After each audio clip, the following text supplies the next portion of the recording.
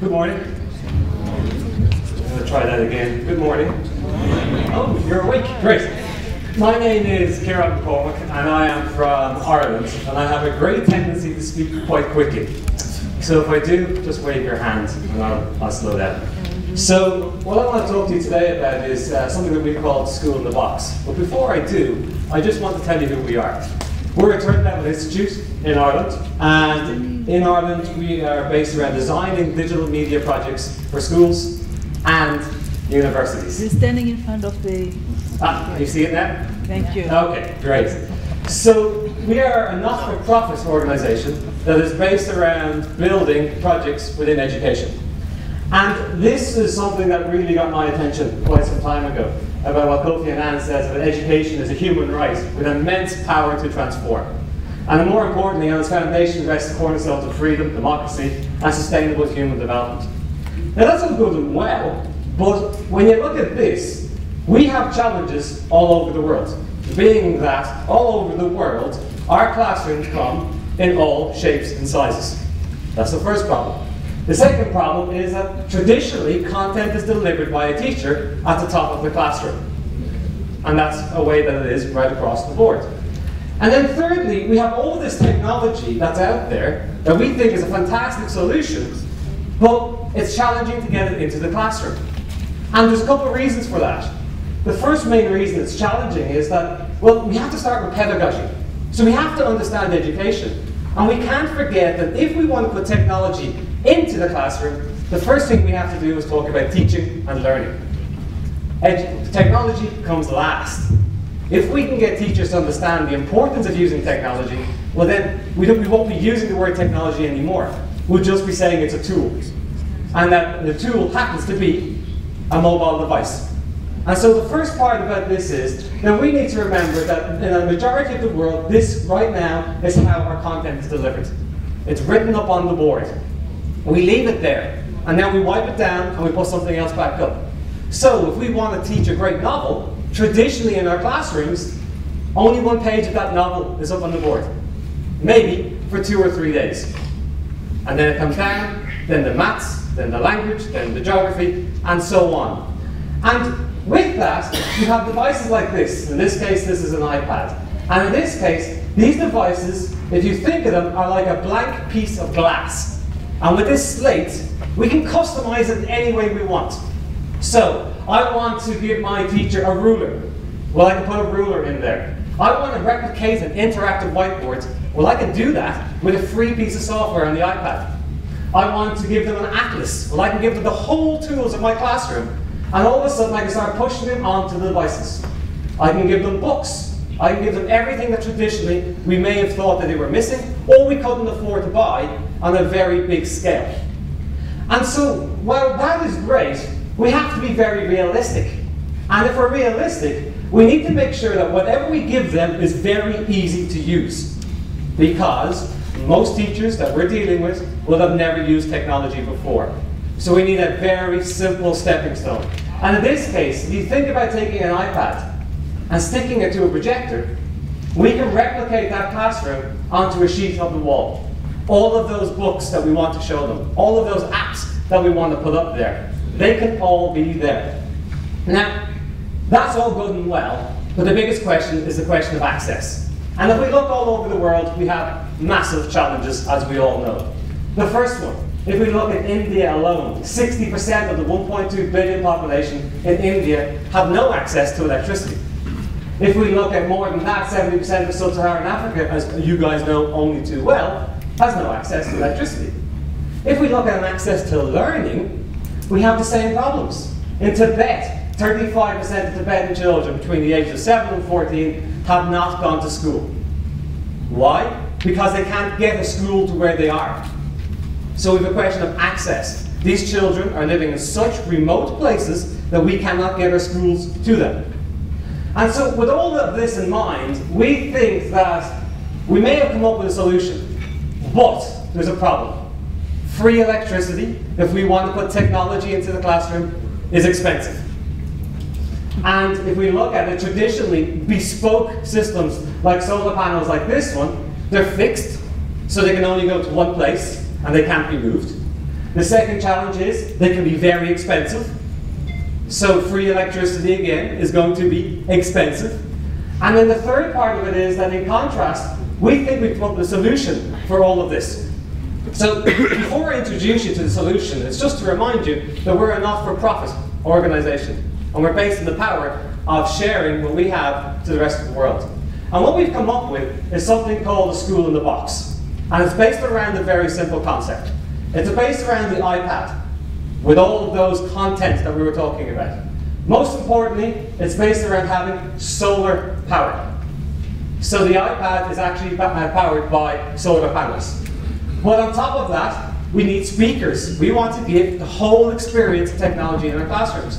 So the speakers are solar powered. On top of that, the projector, which is only this size, it's about the size of your hand, or a deck of cards, which will fit a screen of about that much there, where my hands are, in a classroom. And that is solar powered. And then when you take that and you mix it with the apps and the content, and you mix it with the whole idea of being able to recreate an orchestra. Traditionally, we've never been able to give our school an orchestra. We wouldn't have had the tools or the finances. Well, with an app, we can replicate all of that with a piece of software and put it onto the iPad. Now, the key thing to all of this is that this is not student-driven.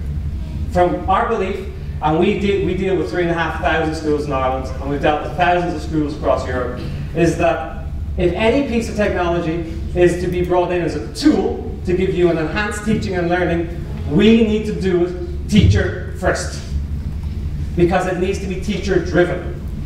So when we talk about one of these, we don't believe that this should be for every single student. We believe there should be just one for a school. In the beginning, they should be shared. These resources can be shared among everybody. And if we take baby steps with the teachers about showing how their teaching and learning can be enhanced, then we're really going to change the world. And what I mean by that is, for me, changing the world is not changing education as a whole. For me, changing the world is that if we went into a school and we managed to increase literacy by 4%, we're changing the world. Why? Because we change the world for one student at a time. And it's baby steps each place that we go. So this whole solution looks a little bit like this. It comes in a box, and in the box has everything that it needs. It is called a school in the box, and actually this is it right here. It is a complete solution that within it can go anywhere in the world. Small. It weighs in total 11 kilos, so you can actually carry it on as hand luggage. But the key part of what we decided was, and by the way, we have two of these here, and they're going to be down in the very far left-hand corner, right in the corner there, and you can be able to see them later on after all the presentations, is that in here and in this box, there's even a cigarette car charger. So if the school in the box was being transferred from one mountain to another in a truck, the whole unit can be charged in a truck or a car. Of course, it could also be powered by solar as well if we wanted. Now, the big thing about this is that the school in the box is about being virtually anywhere. We can push it anywhere we want. The second big thing about this is it's for everybody. Now, I will in a moment talk about some of the partnerships we now have that are spreading around the world, and mostly in the beginning in education. But we now have agriculture coming and saying, well, actually, we want some system to be able to go and train our farmers with the latest information that we have for best how to grow any of our plants. So this, as all of a sudden, is now a tool that can be used for teaching and learning anybody from adult education all the way to student education. The only limitation is our imagination to how the system could work. So from there as well, it has to be easy to use. And one of the things is, and I'm just going to show you in a moment, the business model to this. There has to be a business model, because we do not believe in giving anything for free. If you give something for free, it is not valued, and it's not kept. And a great example of giving something that if people do not own is, there's a great comment from the Harvard Law School, where one of the professors said that in the entire history of travel, and the entire history of travel, and the travel as an economic and as a business, not one person in the history of travel has ever washed a hired car. ever. Well, of course, they don't own it, they don't care about it, so why would they? And so it's very important to us that this is part of it. And so we began a partnership with the Cape Peninsula University of Technology. So we're a university in Ireland, Cape Peninsula is a university, but more importantly, we are working with the Centre for Multi-Grade Education. So the multi-grade education they're rolling this out now as a part of their project within their multi-grade rural schools. And I think Dr. Yuri Obert's comment is one of the best. School in the Box has the potential to revolutionise education in rural schools across Africa. And I thought that was a very powerful statement. If I could write that myself, I would have. But this was his own comment from there. And it's quite important to say that right now what we've done is we've actually signed a memorandum of understanding with CPUT, and this is being rolled out in partnership. Now, this is a messy slide, but I want to show it to you because it's important. There's a business model. The business model is that School in the Box is not for profit. However, there are two ways of being involved in the project. The first is a user, and the second is a donor. And what I mean by that is, the first one is CPUT. They are a user. They've come to us and said, look, we would really want to use this. Fantastic.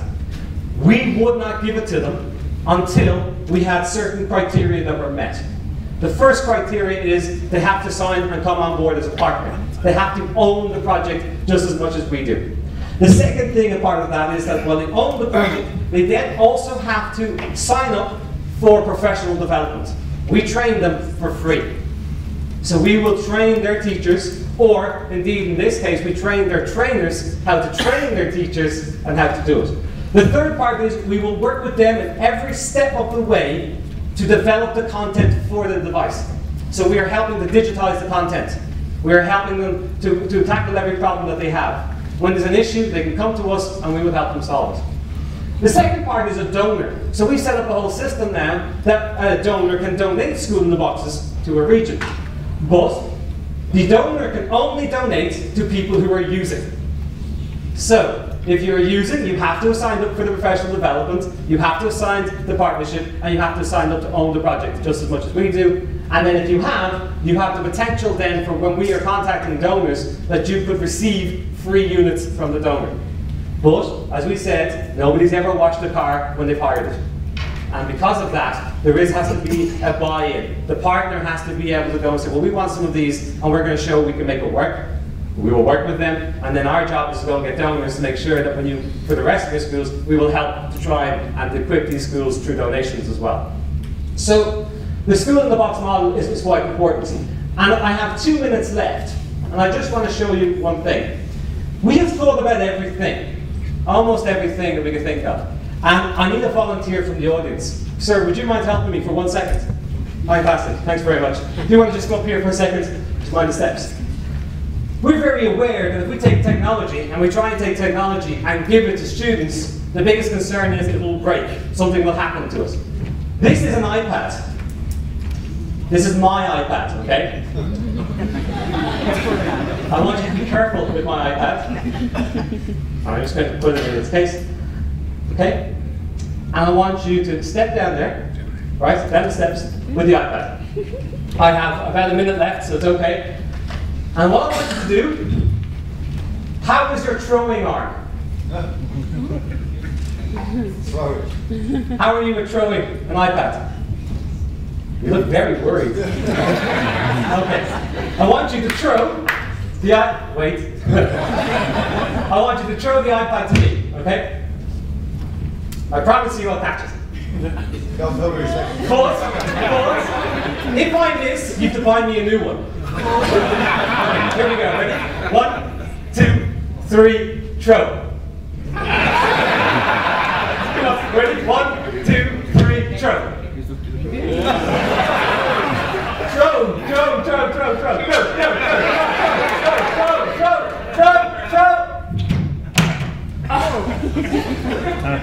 It makes no difference. We've talked about everything. You can put an iPad into a case, you're worried about the kids breaking it.